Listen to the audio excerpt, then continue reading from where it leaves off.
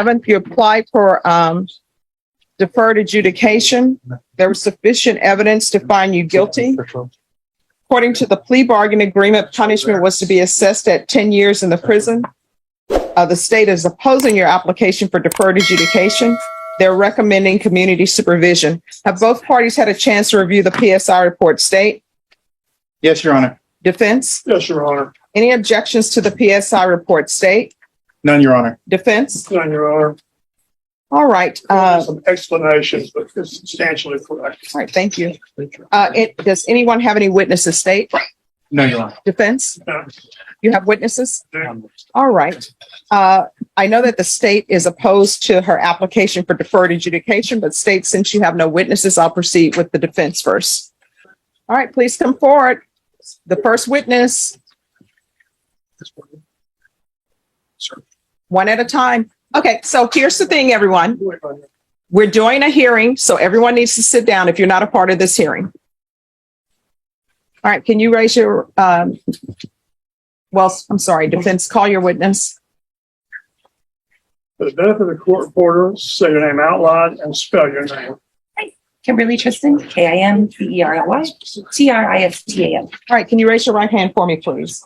Do you solemnly swear or affirm the testimony you give will be the truth and nothing but the truth, so help you God? All right, you can lower your hand. Defense? Thank you. Do you know why you're here today? Why we called you? In relation to a lady named Laurie Stelzik or Laurie Stelzik Lewis. To tell the court, how long have you known Laurie Stelzik? My whole life, And how long? 38 years. And describe the court how you know her. I am her niece. Did you know her and when she was married to Mr. Ruiz? Yeah. And how many years did that relationship last? Oh my gosh, 20 some odd? A long time. And where is Ruiz at today? So Mhm. she is passed away. He died, right? Yeah. During the time that he was married to Ms. Stelzik, like on Ms. Laurie Stelzik, could you describe the nature of that relationship as you saw it, as you grew up with it, between Laurie and her husband? I think it was dependent upon the day. Some days it was really wonderful, and some days it was chaos. Really dependent upon what was going on, where everybody was, kind of where the headspace was. Obviously, as they got further along into it, it got more chaotic and part of the happiness. Ruiz is not here today. You tell the judge described his personality and who called the shots to make the decisions in that family. 100%. When it came down to doing things that may have been a gray area, who had to do it? Laurie usually. And are you familiar with the events that occurred that led to this plea that Ms. Stelzik entered? Yeah.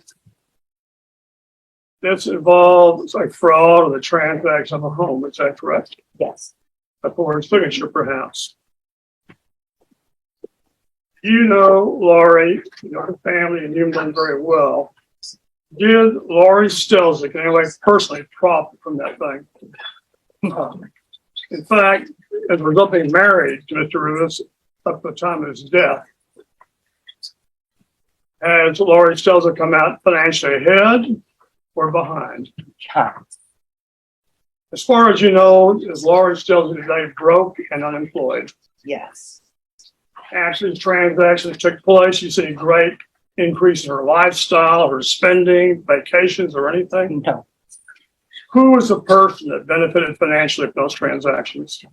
Well, he took it for a straight profit.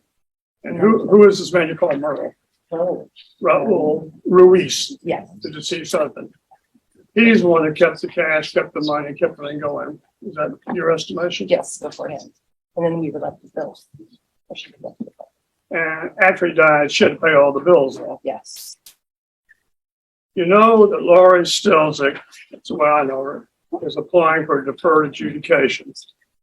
It's a kind of a probation where if you complete it successfully, at the end of the day, the case can be dismissed. You have no conviction on your record.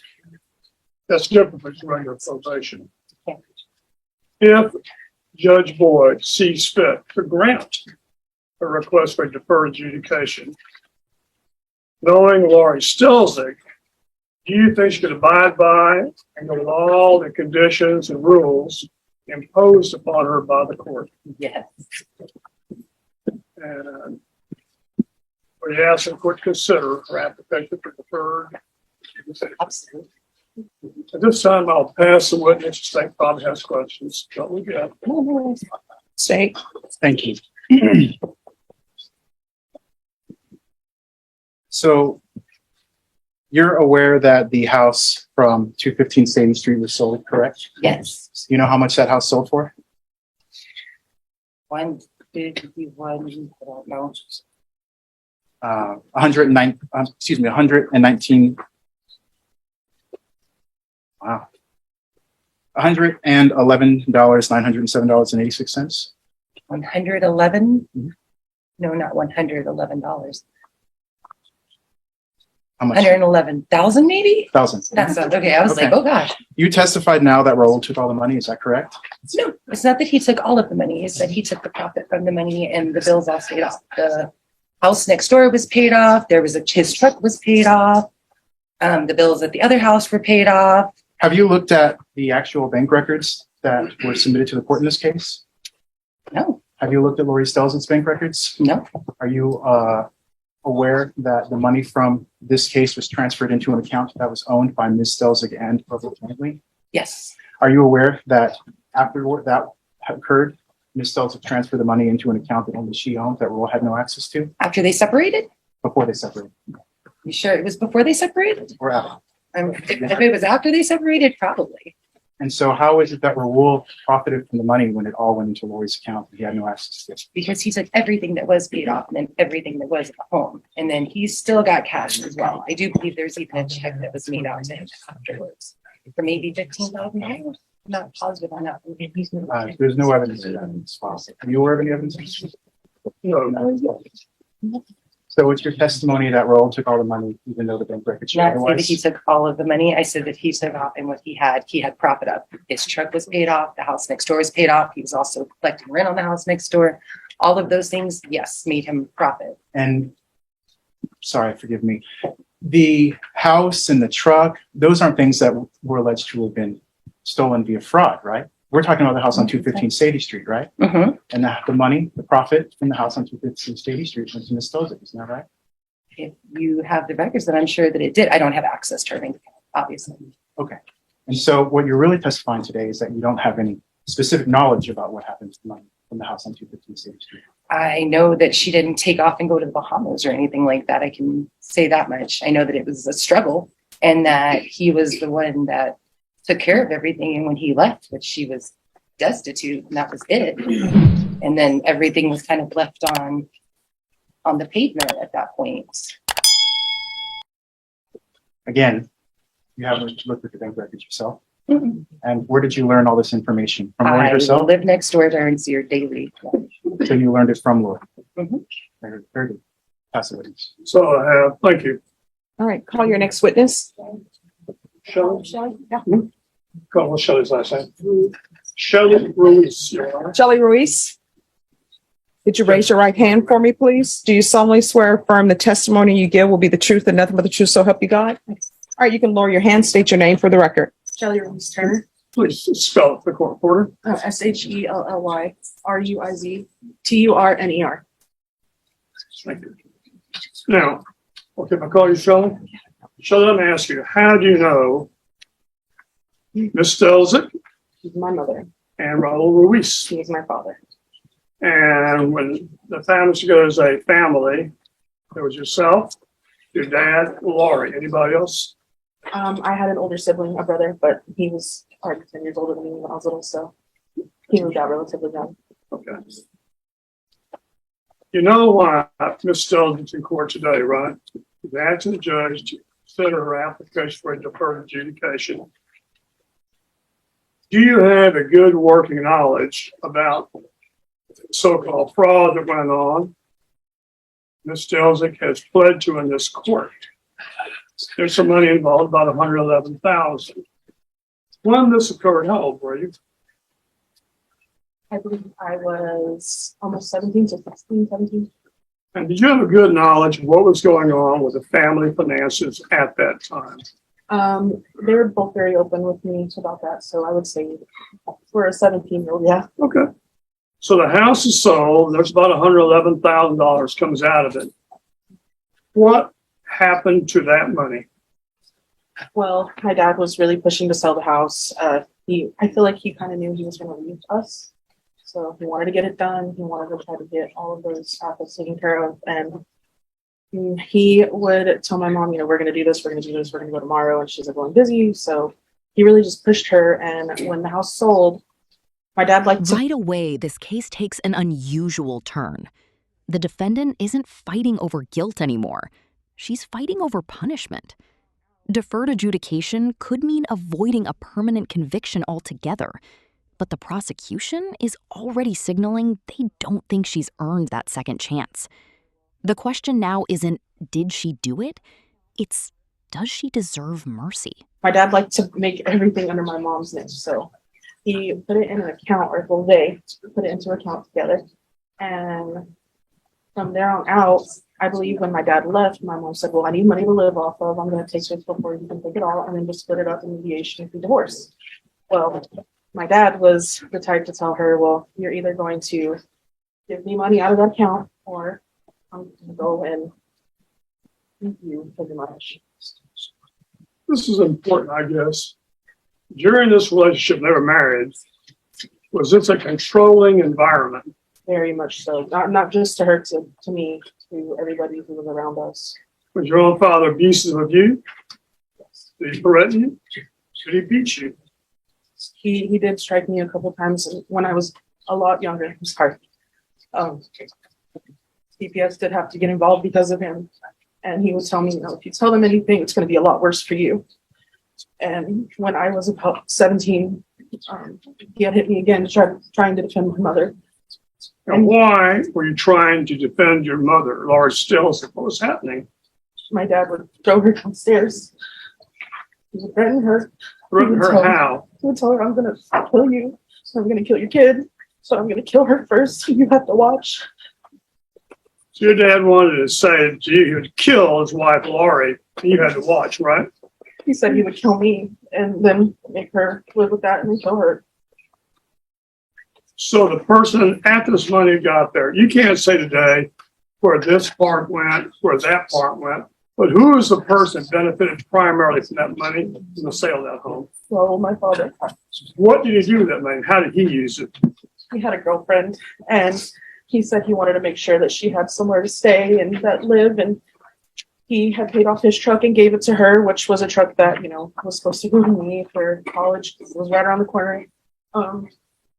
He would try all sorts of things to try to get me to go and live with him so she would be all alone with nothing. He would bribe me with money. He would say, I'll buy you a new car.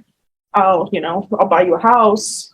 But he did tell her one time, I need you to send me $11,000 right now. And she's like, I can't, I have bills to pay. And he said, well, if you don't send it to me, I'm going to go over there and I'll pull her out and you'll never see her again. Referring to who? You? To me, myself. He'd pull you out of the house and Laura would never see you again. Your own dad told you that. If you didn't get $11,000 from whom? From my mother. He tried to run me over with the vehicle a couple times. He busted down my door several times when my daughter was sleeping in the room, and it just never ended. So I take it your father was not a loving and kind man towards his family. He was my dad. He did have loving attributes. He was very good to me until about 14. But When age it just 14. completely changed. Let me just ask you a simple question, I suppose. Of all that money that came out of the sale of that house, who benefited the most from that money?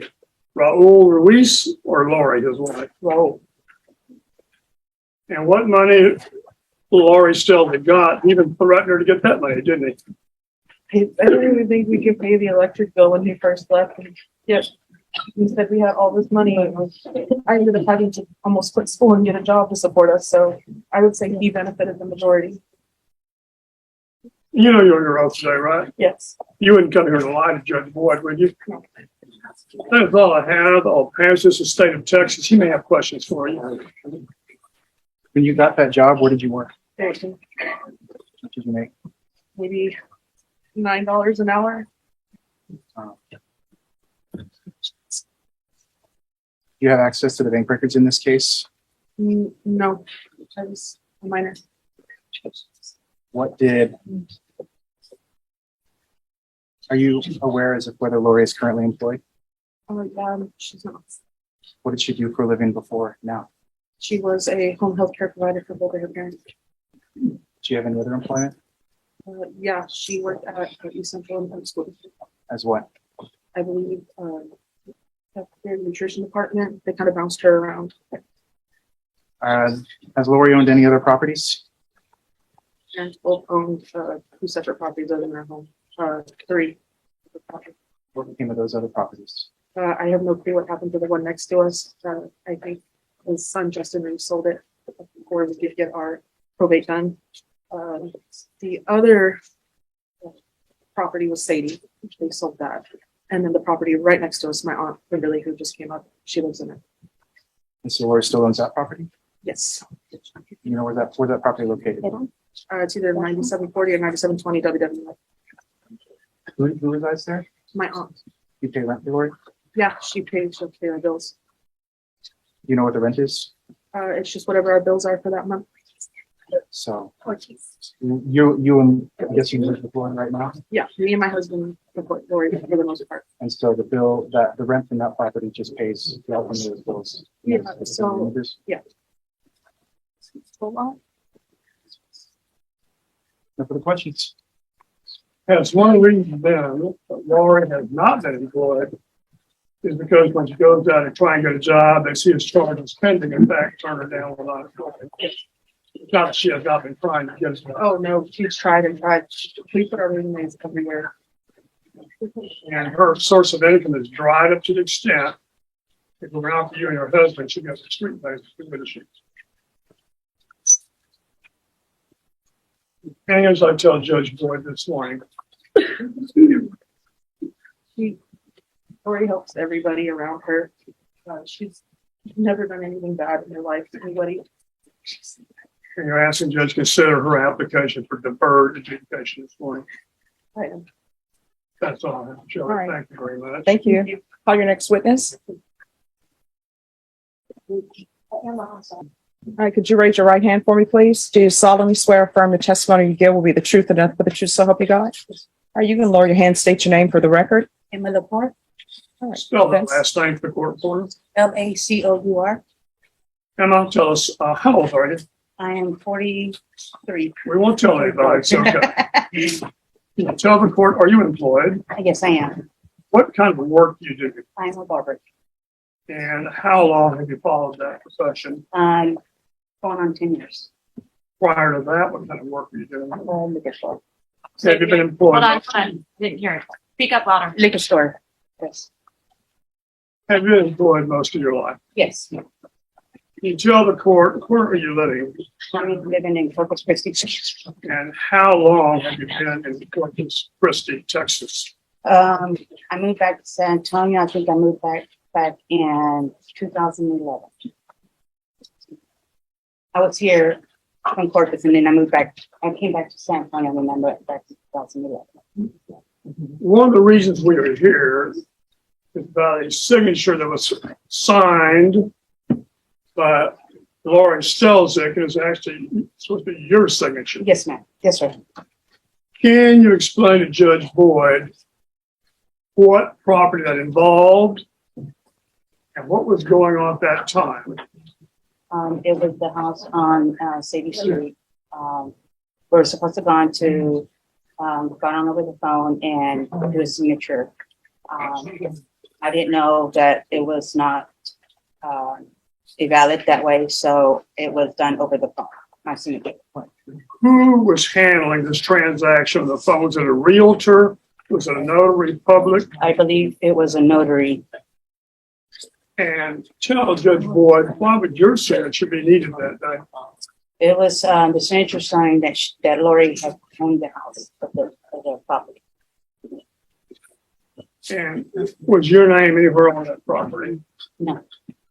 And what was your signature needed for as far as you knew? saying that she owned the property. And you did that by phone, but in fact, you were not in front of a notary when it happened. You gave your permission telephonically, but not in person. Correct. But as far as the actual transaction taking place, you had no personal knowledge, do you? No. You were not there. No. You would explain to the court that's how Laura Stelznick signed your Yes, my signature. signature. With your permission, With my permission over the phone. did you know that was an illegal proceeding to do that? No, no.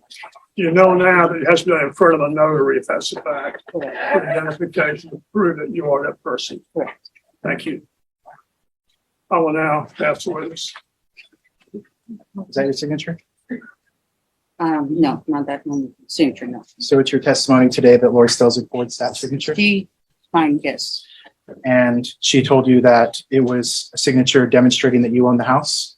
That I own the house? I'm sorry, that Lori owned 213 Sadie? Yes. So you don't know who Romelia Ruiz is? Yes, I do. Who is she? That it is Rose mother And where did she pass away? in Mexico. Where in Mexico?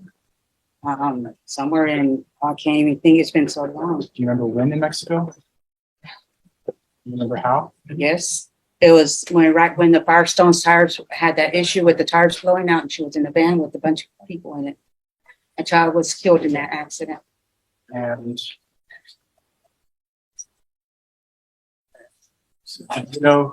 did you know that Raul and Beatrice had another brother? You know, And so Lori, with your permission, put your signature on a legal document. Is that correct? yes. And that's this document that states that you know personally Romelia Ruiz Mm-hmm. and how she died Mm-hmm. and who her siblings are. The only was B as far as I know. And you now are testifying that you don't generally know where she died or when she died. I know she died in Mexico. What year, I don't recall. I've had a lot of past people, it's kind of hard to remember what year people passed, but And this is an affidavit of heirship. This would be demonstrating that you were a close personal friend of this family in Mexico. Were you a close personal friend of Romelia? I wasn't very close, but I knew who she was. I knew she came to the house. So Lori asked you to lie in the Hush, document. please. No, she didn't tell me to lie. She lied me? How am I lying to her? Or I don't understand, because is it showing that I'm lying if I know her mother? I don't know them personally. I knew. All right, if there's going to be any further questioning of this witness, she's going to need an attorney. No further questions, Your No Honor. further questions, Your Honor. All right, thank you. You're excused. Thank you. Any other witnesses?